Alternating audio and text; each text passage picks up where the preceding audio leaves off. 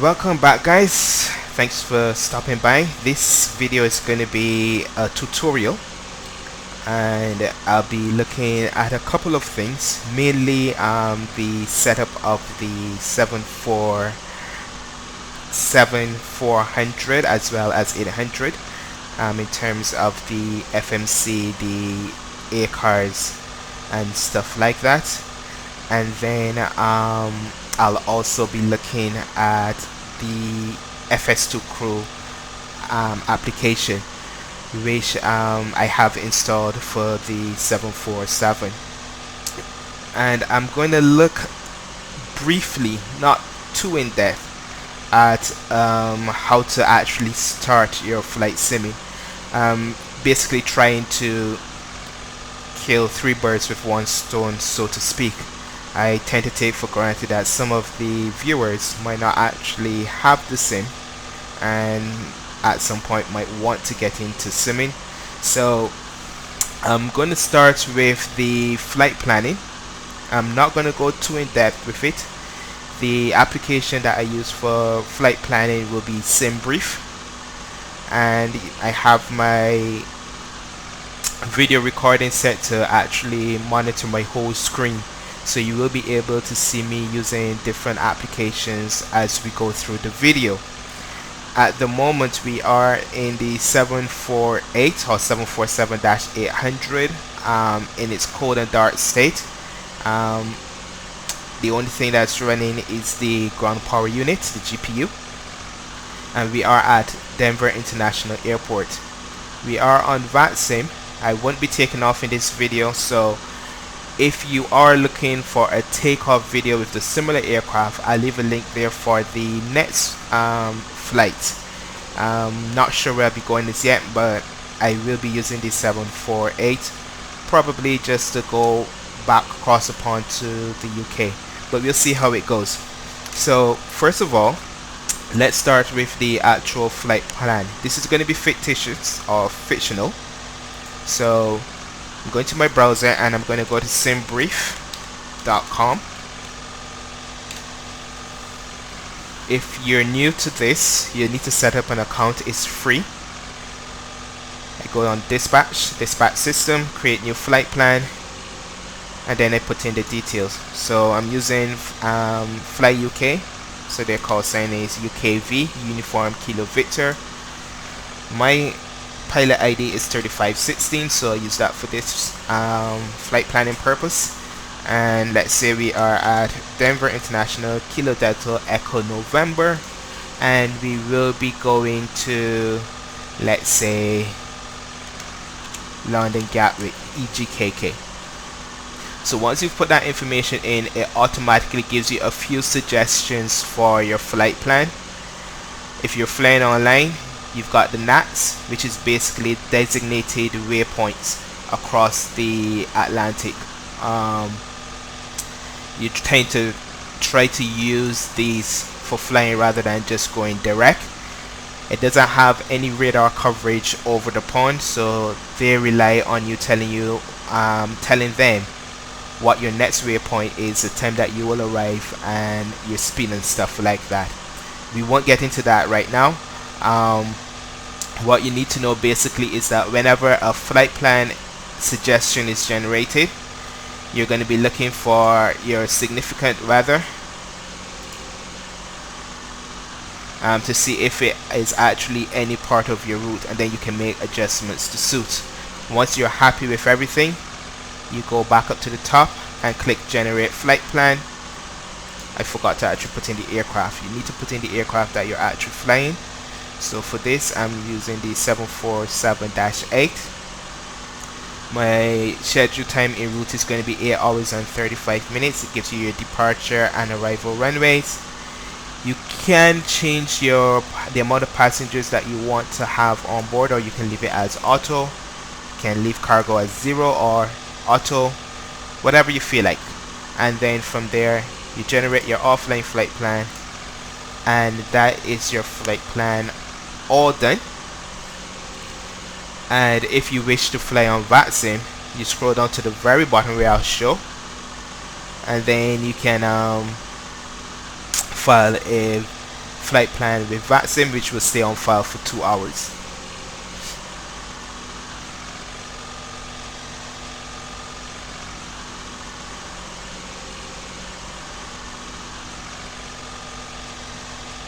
And I do all of this before I actually load my sim. Because of how long it will take for my sim to load, I've preloaded the sim just so that the video isn't as loud. If you've got SimBrief downloader, then it would save it to pretty much all the places where you have it assigned. I shouldn't have clicked on that button because it did the same flight plan for all of my aircraft and stuff like that. But there is an app where you can select exactly where you want it to go. But like I said, I'm not going to get too indefinite. It's just a quick overview. So when I clicked on that pop-up there, it went to the PMDG folder. If you haven't already mapped the folder for Iraq, SimBrief already knows which destination it actually goes to, so you just need to activate that there. Let's get into the plane and let's get started with the loading up and the use of FS2Crew. So I'm now in the aircraft. I haven't started my track IR, so I'll do that now. Track IR is what I use for head movements, head tracking. So it allows me to look around the actual aircraft. So if you are now loading up your 747 or 748 for the first time in Cold Dark, everything is going to be black except for your external power. You have 2 switches for your ground power unit outside that you've been hearing buzzing away like a lawnmower. You can activate these before actually starting FS2Crew, and that way you wouldn't be burning fuel with the APU. Once that's done, turn on your battery, and that's as much as you do with FS2Crew. You don't have to do anything else. The co-pilot will do everything else there for you as far as it comes to switches and stuff like that. Now if you're new to FS2Crew, FS2Crew gives you a virtual co-pilot. To date, you cannot be the co-pilot with FS2Crew, but that will change with FS Labs because that allows you to either be the co-pilot or to be the captain. For any other aircraft to date, you have to be the captain, because the co-pilot will be pretty much commanding everything over on the right side of the aircraft, including your right FMC. So now that we are at this stage, one very important thing: before you start setting up your FMC, you need to put in your fuel, because once you do the data link, any information that is going to be spitting out is going to be based on what your actual aircraft has in terms of weight, in terms of fuel and stuff like that. So we'll go back to the flight plan, and it's telling me that I'll be using 206,763 pounds of fuel block to block, so from chock to chock. I just got disconnected from VATSIM. That seems to be happening quite often recently. And I'm gonna make my FMCs a little bit bigger because in past videos people had said that they weren't able to see what I was actually doing. So let's make that like that. I have to do this a couple of times because once I change views, it's gonna go back to normal size.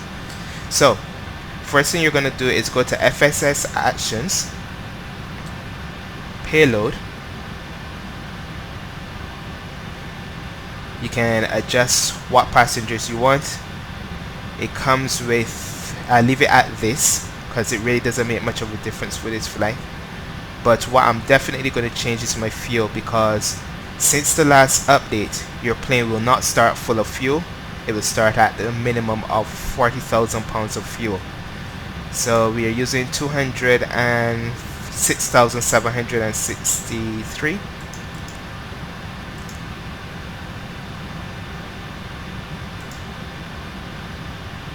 So 04763. So I put that in there. Actually, I'm going to make it a little bit higher. So let's say 205,000, because the APU will be running at some point as well. What's wrong with my fingers today? 205,000.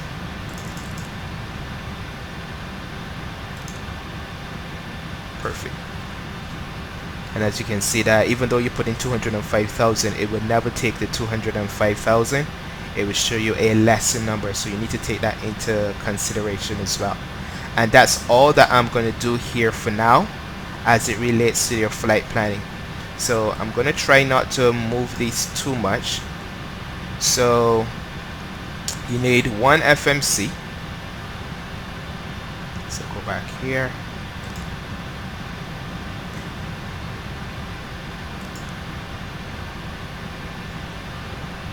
And then you're also going to need this one here for your data link as well. Now also make this bigger. Maybe stretch it too much. Okay. So at this point, I will start FS2Crew.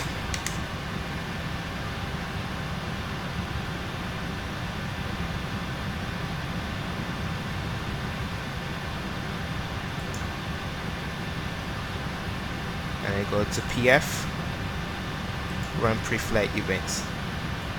I'm not going to go in how to set up FS2Crew for the main reason that there is a manual or a written tutorial that will show you exactly how you need to set it up for different SOPs, standard operating procedures, and you just choose the one that you're comfortable with.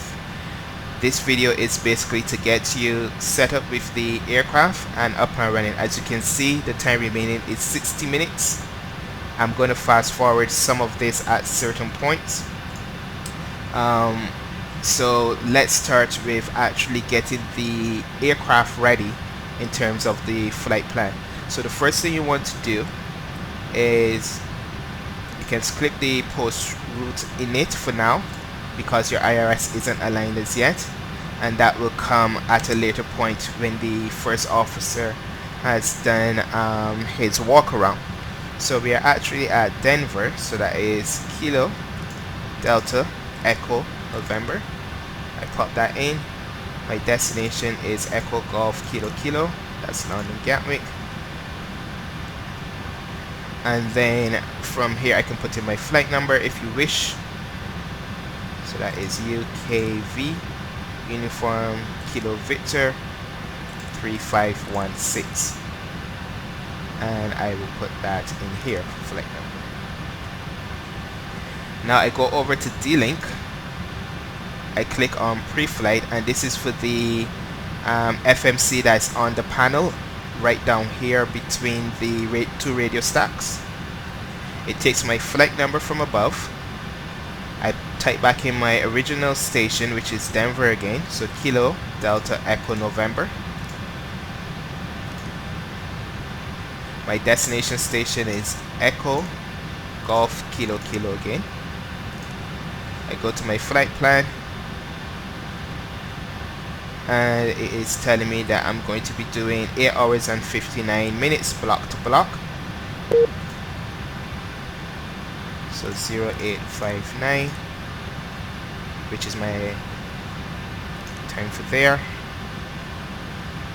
You don't have to put back in your airline ID. If you want to, it would only take a two-letter code. So in that case, UK for me.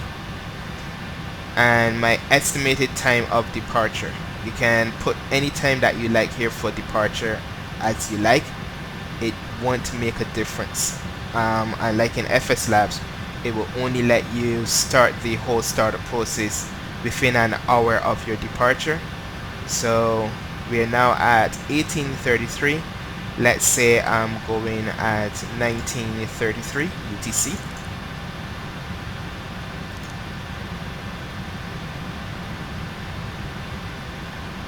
Perfect. I put in my UKV back here, 3516 for my quote.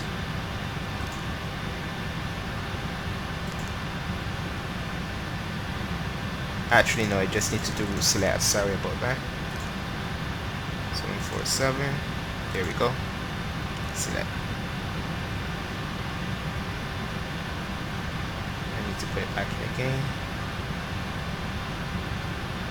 UKV 3516.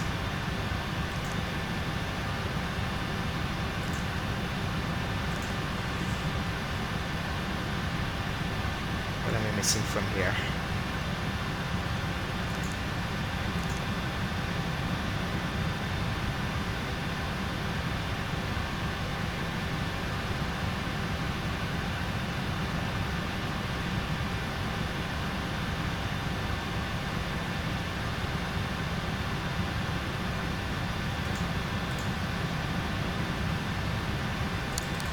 Align.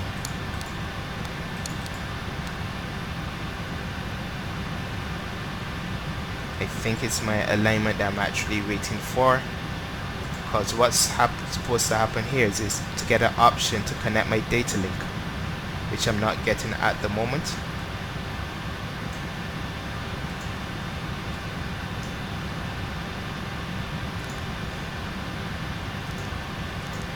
Let's align the IRS and see if that changes. There we go. So that's what I was forgetting, aligning the IRS. So you get that ping,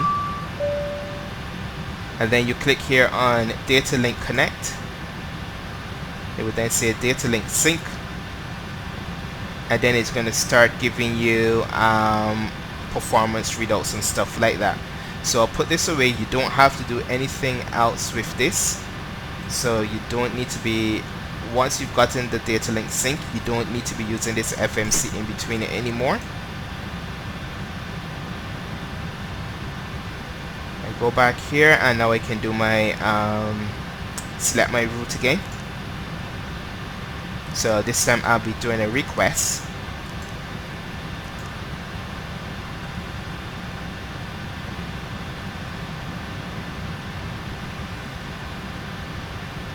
Request has just been sent.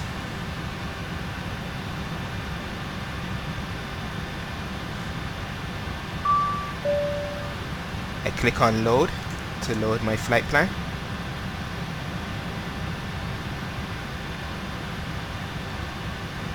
I have confirmation there saying uplink loading. My flight plan is in, so now I can activate.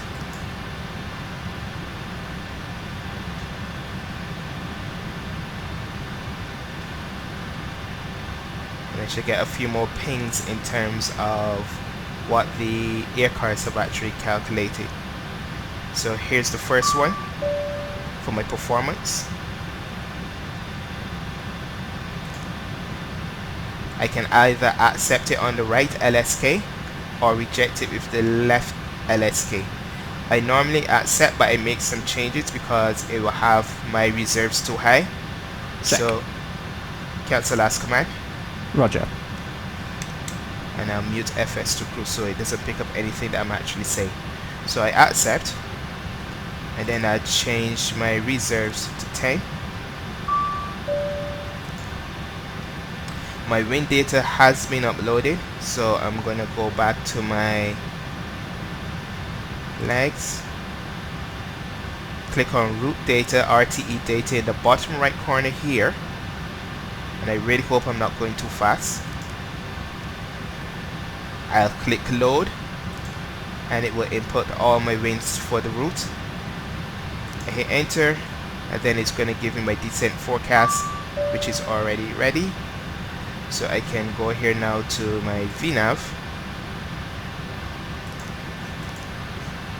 third page for forecast, and I can load my winds there.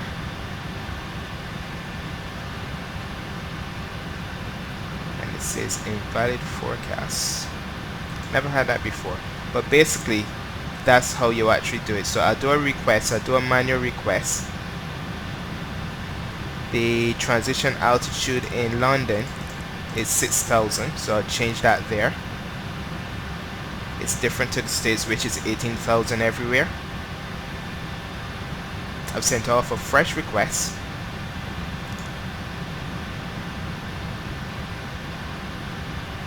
And for some reason that is also invalid. But you get the idea. That's exactly how you do it. In terms of loading your wings, setting up the FMC from cold and dark, and now you are pretty much ready to fly. Because we're using FS2Crew, we don't need to we can't go flying as yet. We actually have to go through the different steps there. So for the tutorial that I was mentioning, you can type FS2Crew manuals.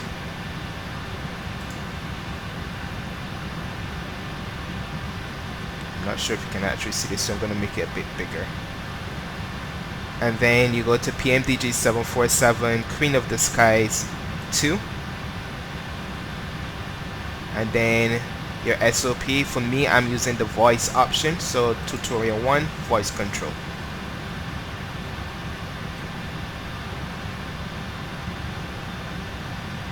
This shows you how you should actually have it set up for SOP 1 or your SOP 1, standard operating procedure. And I'm going to go straight down to the 15-minute mark, which is where you do the pre-flight checklist. So I'm going to minimize this a bit. Call up FS2Crew. He's going to say he's going to be doing his walk I'm around. off for the walk around. You can speed this up. There's no harm in doing this. He Just come back back from the at 30 walk minutes. around. No 35. problems at all. No problems. So he's done his walk around. At 30 minutes, they're going to ask you if they can do boarding. Okay, so he's doing his pre-flight procedure now. Because you have the GPU running, he's not going to turn on the APU, but he will ask you about 5 minutes before the countdown to 0 on the FS2Crew. It's going to ask you if you turn on the GPU. You will say yes, but I will always advise that you actually make sure he does turn it on, because sometimes he will say okay, but he doesn't actually turn on the GPU. And what happens, as my good friend Michael found out yesterday, is that if you turn off your external power, everything goes back dark if the GPU isn't running, and you lose everything that you would have done to this point, and you'll have to start it all over from fresh again. Hi, the security and safety check are complete. Can we start boarding now? Yes. Thanks. So we'll just wait for the first officer pre-flight procedure to complete, and then we'll speed it down to 15 minutes. And then we'll go through the commands together, the checks together, up until the point at pushback. Now I find that with FS2Crew, I always do auto start aircrafts, for the main reason that if you start each engine separately, when you land and you shut down, they automatically start back for some reason. It's a bug. It's not supposed to do that. So I usually do engine 4 and 3 and then engine 2 and 1, and that doesn't allow the issue to repeat on landing. Hopefully that will be updated, so you can see your first officer. You can't see the first officer, obviously he's virtual, but you can see that he's actually interacting with the aircraft. I am not doing anything at this point except talking to you guys. That is all him. He's checking the oxygen, stuff like that.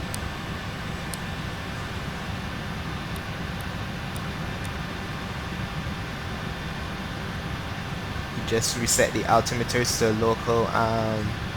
local readings or local Okay, set. I'm finished my scan. Perfect. So he's done. We're going to speed him up to 15 minutes. Hi, here's the fuel slip. Thanks. Welcome. Have a nice flight. And here's where we do the pre-flight checklist. Now you can reference the page because I've got it right here on pre-flight checklist. I know this part by heart, so usually what I reference will be anything after, because it varies depending on which aircraft you're actually flying, and I kind of mix them up sometimes if I don't have something to follow as a guide. Pre-flight checklist, please. Pre-flight checklist. Oxygen. Tested 100%. Tested 100%. Flight instruments.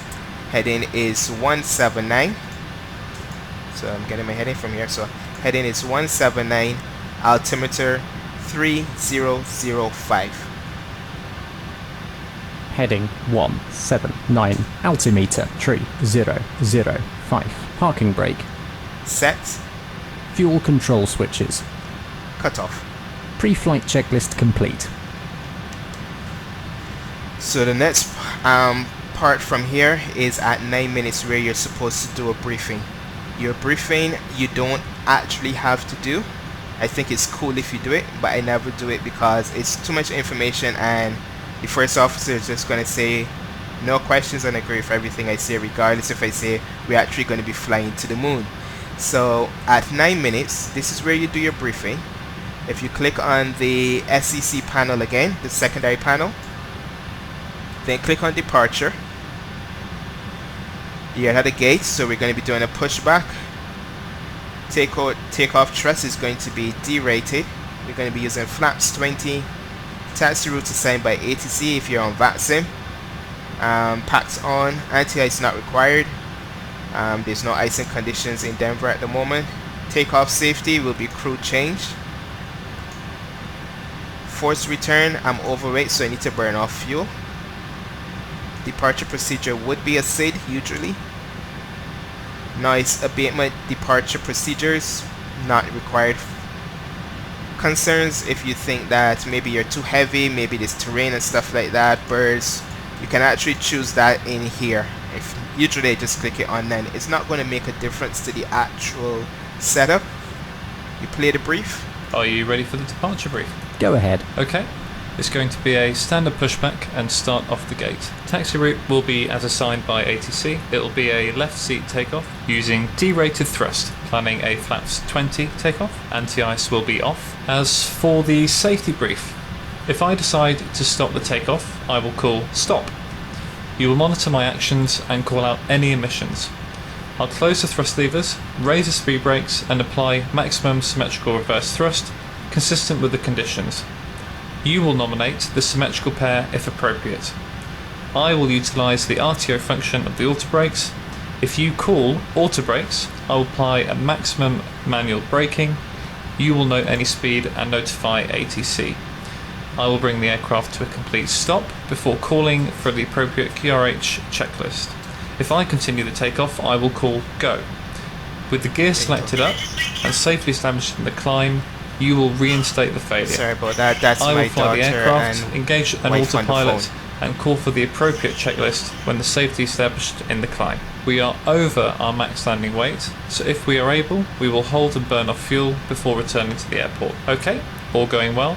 The departure routing will be via the ATC assigned SID, complying with all published speed and altitude restrictions. No noise abatement procedures required. Have you got any questions, comments or concerns? None. Okay, that's the departure brief complete.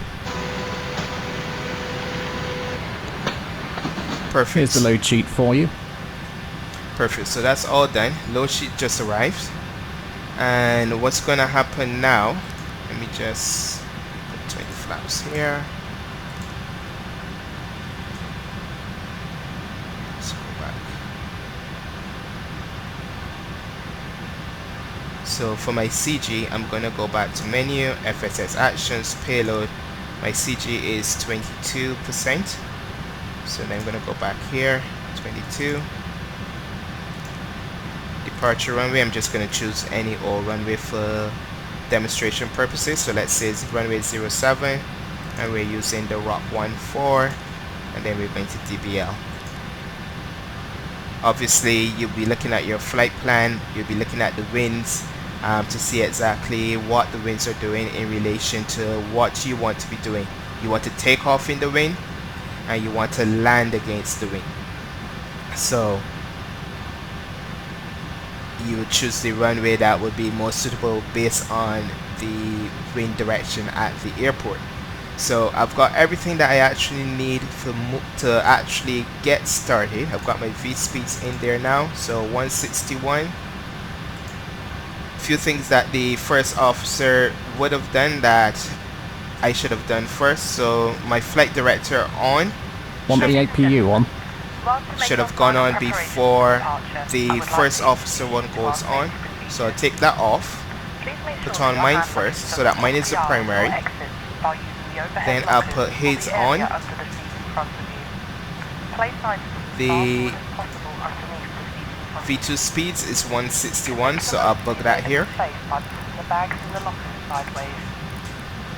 be careful of anything heavy in the overhead lockers, as these items could fall out when they are reopened. This is for your safety. And he just asked me if I wanted the AP on, so I'm going to tell him yes, and I'm going to watch to make sure he turns the APU on. Yes. Starting the APU. Perfect. He's starting the APU. Once the APU is on, he should then go from external power to the APU generators. In about 2 minutes, the FA will say that everyone is on board, and you just acknowledge that, and she's then going to shut the doors outside. Now in some airports, because I have it set up for her to actually control the gate, but in some airports with Seoul, you'll find that the gate won't move with them. So in that case, you would use your keys or GSX to actually close the actual or to move the jet bridge. So the APU is just started up, you can hear it. I'll speed this up a little bit more. Hi, the passengers are seated. Okay. I think it's thanks that I need to sit there. Thank you. Okay. I can't remember what is you said this one, but at some point she's gonna say, she's gonna answer, she's gonna pick up on something, because let me just have a look here, because there's different triggers for different FS2 crews. So let's see.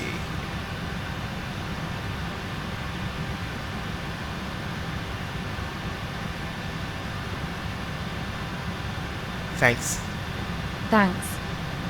So that was her trigger. She now closed the doors.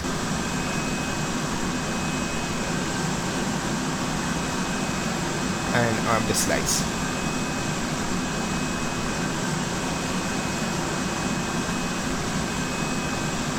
Here you go.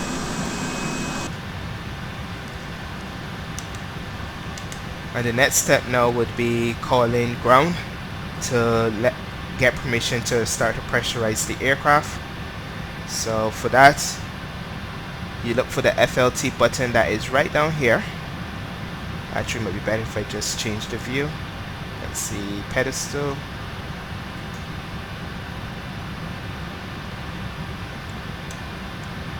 And you've got the FLT button here. Press that.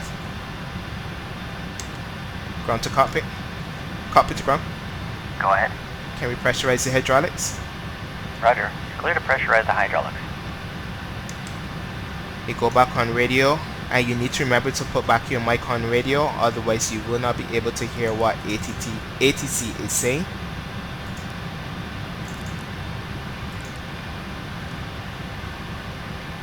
And then we start with the before start procedure.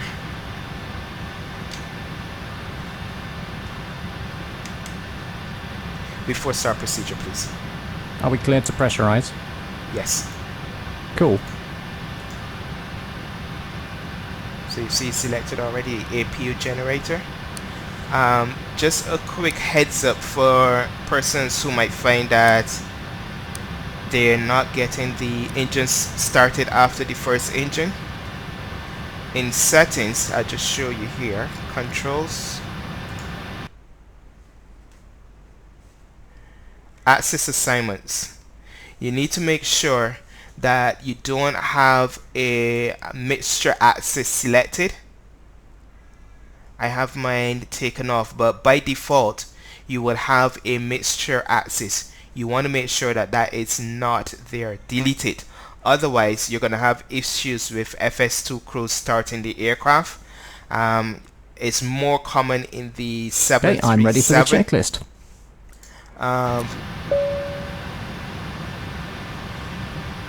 But yeah, you want to make sure you don't have any access selected. And then from there you go to your before start checklist. And everything else you can read off from the list there. I don't need to go through that for this reason. So I just go for set and check for everything. Set and check is basically if the co-pilot doesn't understand you, you just say set and check, and then they will continue as if you actually told them what they needed to hear. Before start checklist, please.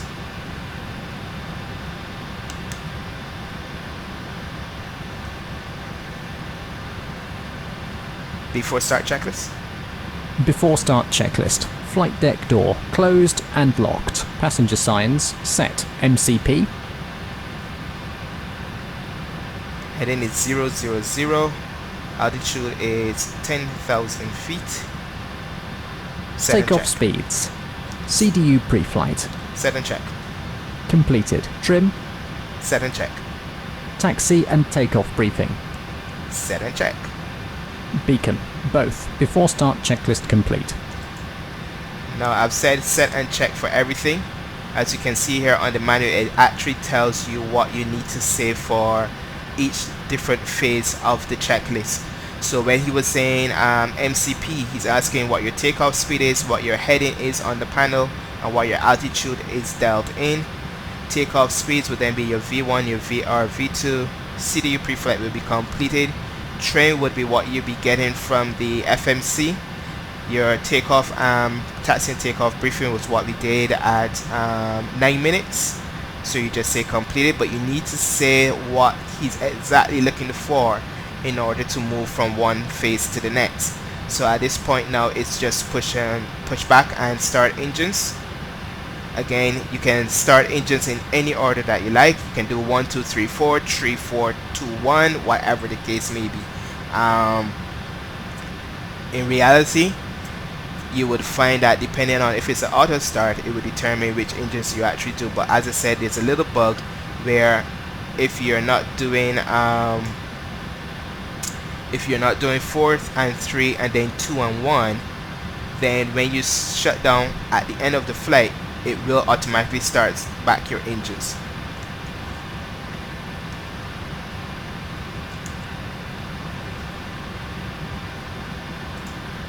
So we're coming to the end of the video.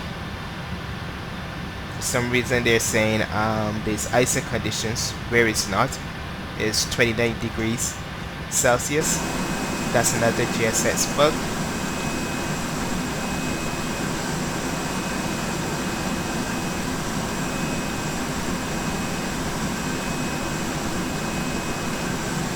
I think I said start engines at gate. I don't want start engines at gate.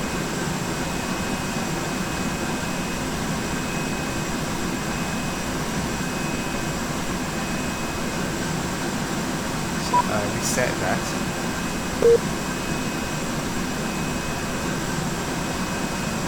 It's a good thing that I got disconnected because I'm going to get to the pushback. Prepare for pushback departure.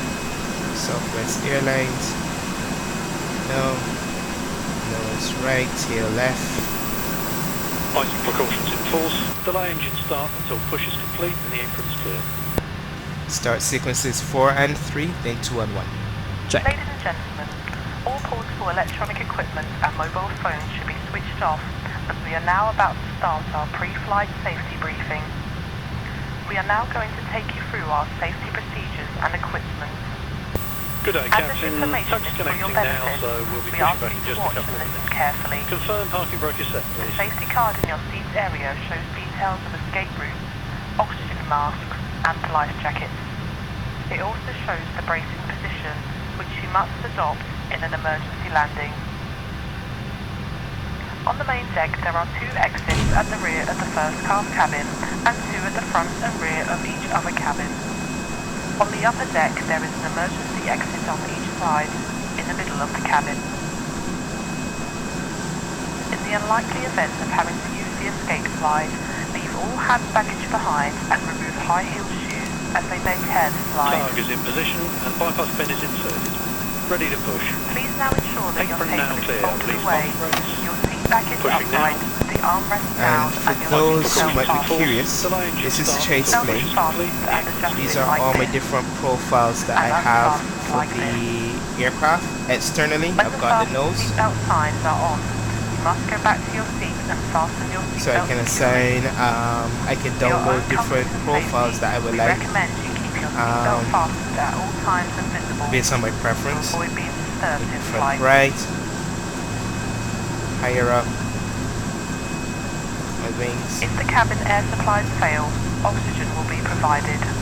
Masks and like then this internally. will appear automatically. Stay in your seat and pull a mask towards you. Start engines This 4 will and open 3. your oxygen supply. Starting 4 Place and the mask 3. over your mouth and nose like this, and breathe normally, adjusting the band to fuel is secure on. it. Do make sure your own mask is fitted before helping anyone else. Your life jacket is underneath or beside your seat. I recommend to leave end of the video, guys. That is pretty much it. Container and put it over your head. Pass the tape round Now your I waist hope that and this tie securely in a tutorial, bow at the side. mainly on setting up the aircraft and a little bit of FS2, FS2Crew, FS2Crew, sorry, incorporated in it for the benefit of Michael and any others who might be looking to use FS2Crew. I hope it has been helpful. You don't need to memorize everything. There is a manual that will tell you exactly what you need to say, but you need to say it in order to move from one phase to the next. For the setting up of the actual aircraft, just a few gotchas when it comes to your APU and your GPU. Make sure your APU is on before you turn off your GPU, otherwise you've got to start everything all over again. And as it relates to your mixture axis, make sure you delete that if you're using FS2Crew. Otherwise, the first officer won't be able to start the other engines after the first engine. He will do the commands, but he will not physically start the actual engine. So I'll leave you here and hope that this helps, and feel free to leave any comments, any suggestions in the comment section below, and I'll speak to you on the next video. Take care and see ya.